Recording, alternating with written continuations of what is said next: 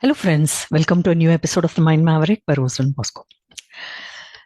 Let me come directly to the topic of discussion today.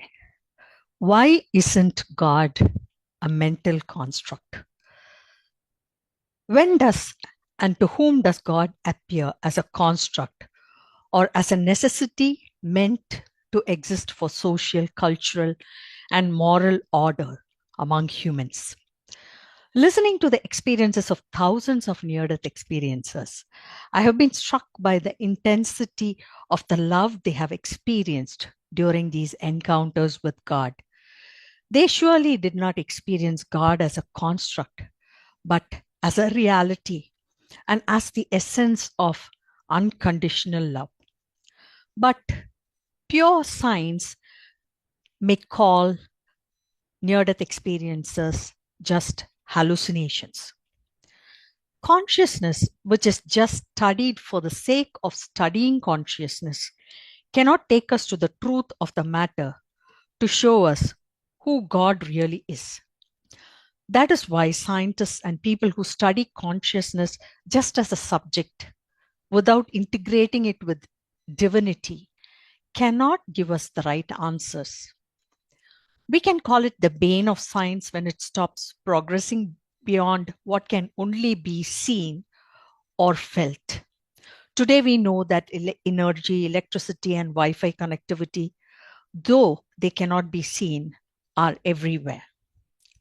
What happens to a person who sees God only as a construct, which has to be accepted for societal good?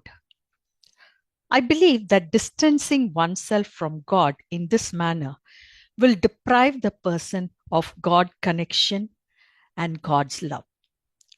When the connection and love for God and with God is lost, there is no need or impulse to share it with others. Here I have to emphasize that I have witnessed a number of atheists who practice values sometimes on a much higher scale than a religious person. There is a lot of uproar today about popular personalities who have disappointed us on a major level. There is a very simple solution for this, which is offered by every religion. Aham Brahmasmi. It is a profound Sanskrit Mahavakya or a statement or a saying, which means that each individual soul is a part of the Absolute, just like the Jivatma is a part of the Paramatma. Even Kabbalah from Judaism has the same answer. In Christianity, we have the biblical verse, the kingdom of God is within you. When people seek the absolute outside them, they are sure to be disappointed and frustrated because every soul, irrespective of who it is, has come here to learn. There is some learning to be gained by everybody except the great avatars who just came to show us the way. A self-styled leader is not invincible and has not given us any personal warranty about himself or herself.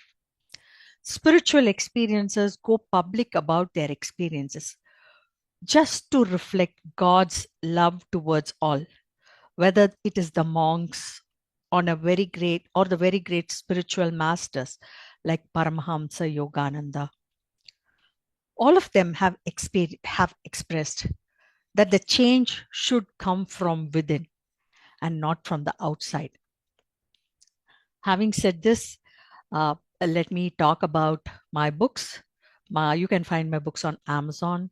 God Has Our Backs, The Brimstone Fallacy, Highlights of a Course in Miracles, and Co-Create with Your Universe. And please subscribe to me on YouTube at The Mind Maverick, Rosalind Bosco. I hope you found this small talk helpful in the way that it tells us that nobody is invincible and nobody has given any personal warranty that he or she uh, is beyond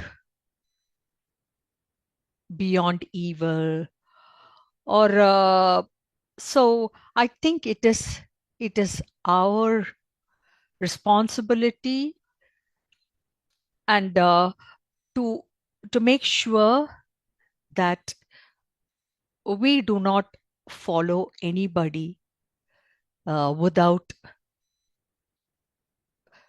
thinking about it deeply. And it is always preferable to read the scriptures, whether it is whatever religion it is, and try to get the inner meaning of whatever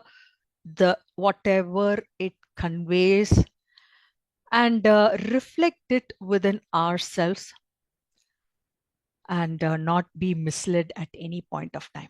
This is Rosalyn Bosco, the Mind Maverick, signing off. Thank you.